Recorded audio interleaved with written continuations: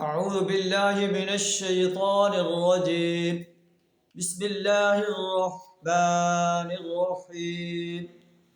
وإذ أخذ ربك من بني آدم ذريتهم وأشهدهم على أنفسهم ألست بربكم قالوا بلى شهدنا أن تقولوا يوم القيامة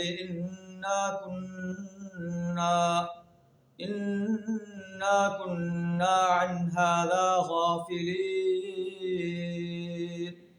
صدق اللہ العظیم.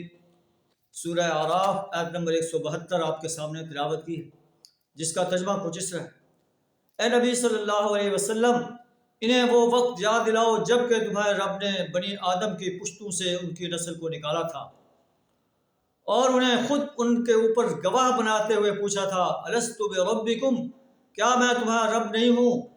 تو سب نے کہا تھا، بلا، کیوں نہیں، شہیدنا، ہم اس بات پر شہادت دیتے کہ اے اللہ تو ہمارا رب ہے۔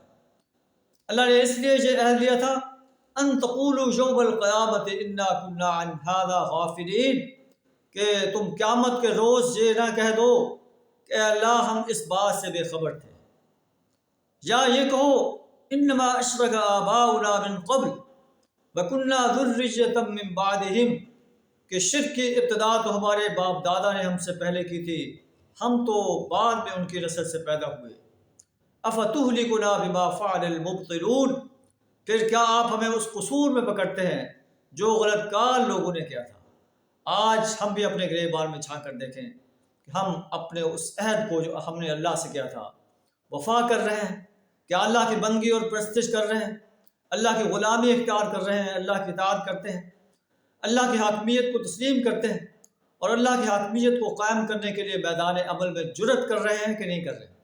اگر ایسا کر رہے ہیں تو ہمیں اللہ کا شکر ادا کرنا چاہیے، اگر ایسا نہیں کر رہے تو ہمیں اپنے انجام کے بارے میں سوچنا چاہیے۔